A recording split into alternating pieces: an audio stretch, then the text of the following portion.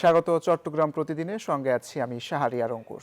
বিএনপির চেয়ারপারসন বেগম খালেদা জিয়ার মৃত্যুতে তৃতীয় দিনের রাষ্ট্রীয় শোক পালনের পাশাপাশি বাদ জুমা দেশের বিভিন্ন মসজিদে তার আত্মার মাগফিরাত কামনায় বিশেষ দোয়ার আয়োজন করা হয়। খালেদা জিয়ার পৈতৃক নিবাস ফেনীতে বাদ জুমা দোয়া ও মোনাজাত আয়োজন করা হয়। শহরের বড় মসজিদে জেলা ছাত্রদলের আয়োজনে এ দোয়া মাহফিল অনুষ্ঠিত হয়। এ সময় বিএনপি ও এর অঙ্গ সংগঠনের বিভিন্ন পর্যায়ের নেতাকর্মীরা উপস্থিত ছিলেন। নোয়াখালী জেলা জামে মসজিদেও খালেদা জিয়ার জন্য দোয়ার আয়োজন করা হয়। এ সময় বেগম খালেদা জিয়াউর রহমান দেশ ও জাতির কল্যাণ কামনা করে বিশেষ মোনাজাত করা হয়। শান্তিপূর্ণ স্থিতিশীল বাংলাদেশ দেখতে চাই বিএনপি বলে মন্তব্য করেছেন বিএনপির স্থায়ী কমিটির সদস্য আমির খসরু মাহমুদ চৌধুরী। সকালে চট্টগ্রামে বৌদ্ধদের সর্বোচ্চ ধর্মীয় গুরু মহামান্য শঙ্খরাজ ডক্টর জ্ঞানশ্রী মহাস্তবীর স্মৃতিচরণ অনুষ্ঠানে তিনি কথা বলেন। এ সময় তিনি আরও বলেন, বেগম খালেদা জিয়া চলে গেছেন দক্ষিণ এশিয়ার মানুষকে কাঁদিয়ে, তবে তার দর্শন ও আদর্শ ধারণ করে এগিয়ে যাবে আগামীর বাংলাদেশ বলেও আশাবাদ ব্যক্ত করেন তিনি।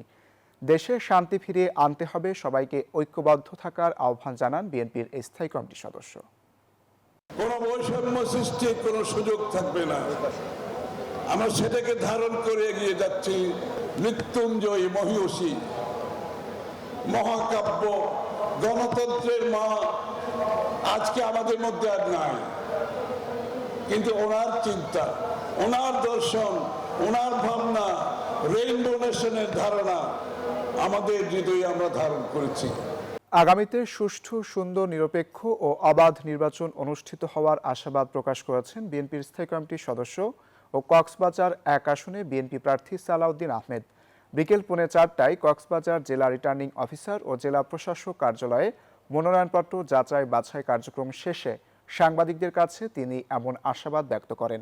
এদিকে জেলা রিটার্নিং অফিসার কার্যালয়ে প্রার্থীদের পূর্ব নির্ধারিত মনোনয়নপত্র যাচাই বাছাইয়ের প্রথম দিনে কক্সবাজার ও কক্সবাজার 2 আসনে দিন ধার্য ছিল। এতে কক্সবাজার 1 আসনে মনোনয়নপত্র জমাদানকারী 5 জন প্রার্থীর মধ্যে ইসলামী শাসনতন্ত্র আন্দোলনের প্রার্থী সারোয়ার আলম কুতুবী, স্বতন্ত্র প্রার্থী সাইফুল ইসলাম এবং কক্সবাজার 2 আসনে জামায়াতের সহকারী সেক্রেটারি জেনারেল হামিদুর রহমান আজাদের মনোনয়ন বাতিল ঘোষণা করা হয়েছে। তবে এ নিয়ে এই নির্বাচনে আসনটিতে 3 জন প্রার্থীর মনোনয়নপত্র বৈধতা পেয়েছে। গণতান্ত্রিক রাজনৈতিক সরকার গঠিত হবে এবং নিরপেক্ষ ভোটের মাধ্যমে জনগণ ভোটের অধিকার প্রয়োগ করার জন্য উদ্গ্রীব উন্মুখ হয়ে আছে। সেই পরিবেশটা আমাদেরকে বহাল রাখতে হবে। নির্বাচনী মাঠে সবার জন্য সমান লেভেল প্লেইং ফিল্ড নিশ্চিত করতে হবে। নির্বাচন কমিশন এবং সরকার সবাইকে মিলে, রাজনৈতিক দলসমূহ এবং জনগণ সবাইকে মিলে। জামায়াত নেতা আজাদ সহ বেশ কয়েকজন মনোনয়নপত্র বাতিল করা হয়েছে।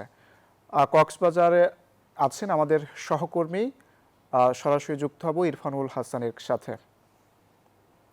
ইরফান, কি তথ্য আছে সর্বশেষ আপনার কাছে, আমাদেরকে জানাবেন।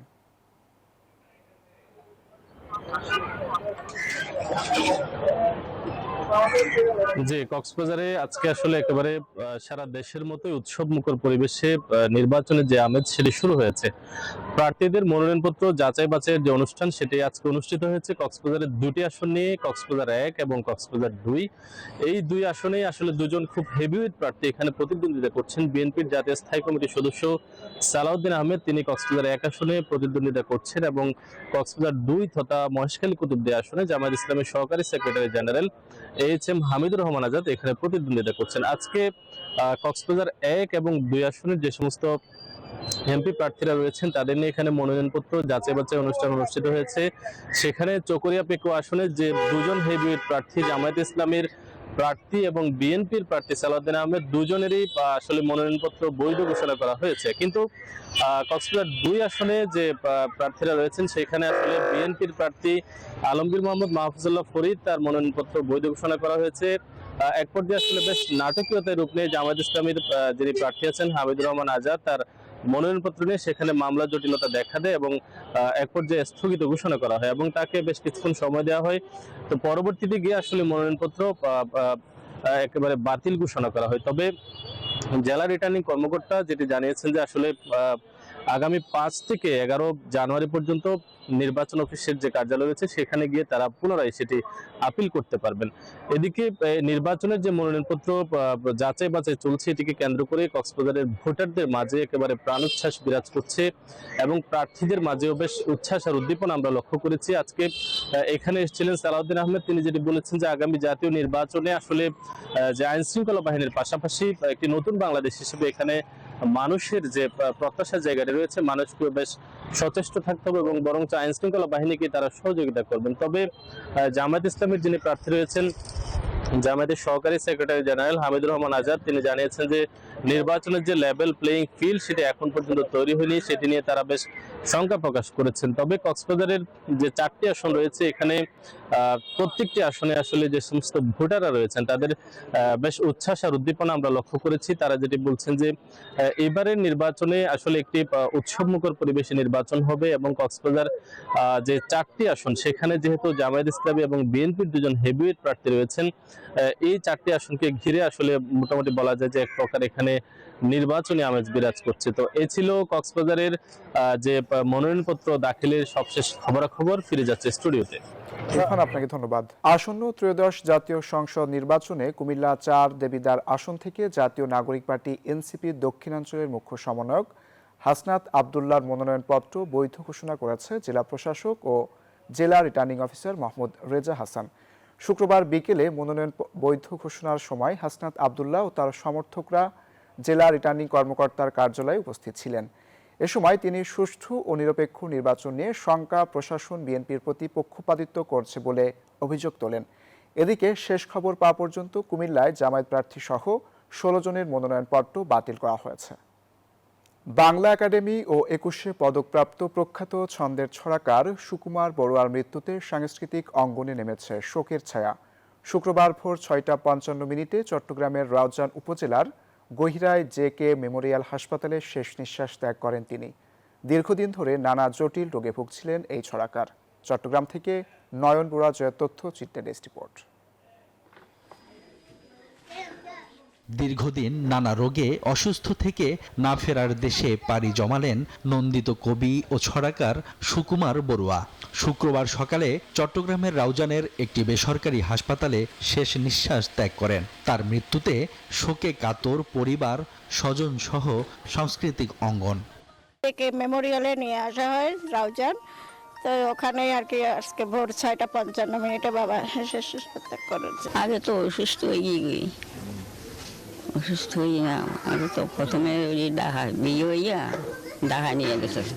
1938 সালের 5 জানুয়ারি চট্টগ্রামের রাউজান উপজেলার মধ্যম বিনাজুরি গ্রামে জন্মগ্রহণ করেন কবি ও ছড়াকার সুকুমার বড়ুয়া। 60-এর দশকে ঢাকা বিশ্ববিদ্যালয়ে 4র্থ শ্রেণীর কর্মচারী হিসেবে তার কর্মজীবন শুরু হয়। কচিকাচার আসর, খেলাঘর ও মুকুলের মাহফিল সহ বিভিন্ন শিশু কিশোর পত্রিকায় নিয়মিত তার লেখা প্রকাশিত হতে থাকে।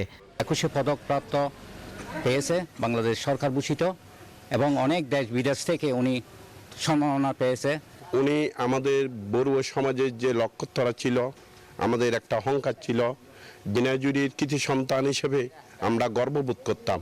এরপর 1999 সালে ঢাকা বিশ্ববিদ্যালয়ের স্টোর কিপার হিসেবে অবসর নেন তিনি। প্রায় 6 দশক ধরে ছড়া রচনার মাধ্যমে সুকুমার বড়ুয়া বাংলা শিশু সাহিত্যে এক অনন্য অবস্থান তৈরি করেন। তার উল্লেখযোগ্য গ্রন্থের মধ্যে পাগলা ঘোড়া, ভিজে বেড়াল, চন্দনা রঞ্জনার ছড়া, এলোপাতারি নানা রঙের দিনসহ অসংখ্য ছড়া রয়েছে। ভাষা ও সাহিত্যে বিশেষ অবদানের স্বীকৃতি হিসেবে 2017 সালে তাকে 21শে পদকে ভূষিত করে সরকার। Desk report, news 24। ইনকিলাব মঞ্চের মুখপাত্র শরীফ ওসমান হাদির হত্যার বিচার দাবিতে খাগড়াছড়িতে বিক্ষোভ মিছিল হয়েছে। জুমার নামাজের পর শাপলা চত্বর থেকে বিক্ষোভ মিছিলটি বের হয়। মিছিলটি শহরের গুরুত্বপূর্ণ সড়ক প্রদক্ষিণ করে পুনরায় শাপলা চত্বরে এসে শেষ হয়। এ সময় আয়োজিত সংক্ষিপ্ত সমাবেশ থেকে বক্তারা হাদি হত্যার ঘটনার 20 দিন পেরিয়ে গেলেও এখনও হত্যাকারীরা আইনের আওতায় আসেনি বলে অভিযোগ করে অবিলম্বে হত্যাকারীদের গ্রেফতারের দাবি জানান।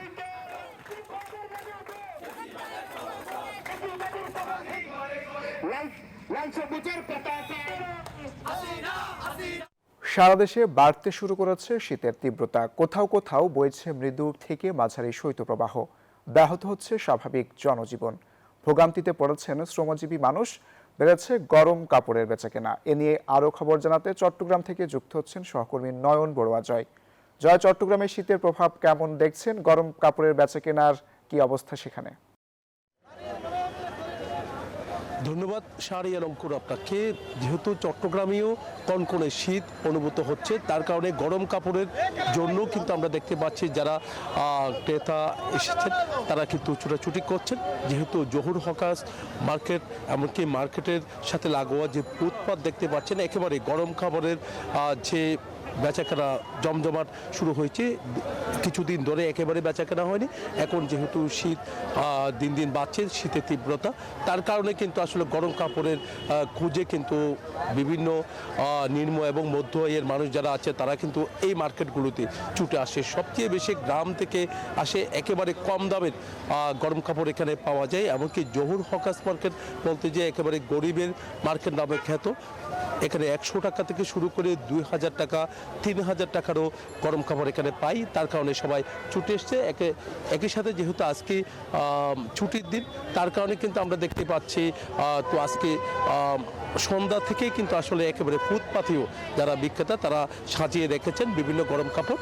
তবে দাম কিছুটা বেশি বলে মনে হচ্ছে।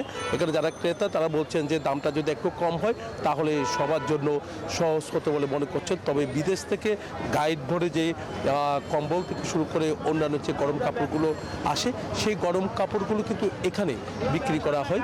তো এখানে বিক্রি হয় বলে দামটা কিছুটা কম পাচ্ছে বলে আমাদেরকে জানিয়েছেন যারা ক্রেতা, যারা বিভিন্ন জায়গা থেকে এসেছেন। তারা বলছেন যে গরম কাপড়ের জন্য কিন্তু তারা ছুটোছুটি করছে। বড় বিপণী বিতানগুলোতে গেলে কিন্তু দামটা অনেক বেশি নেই।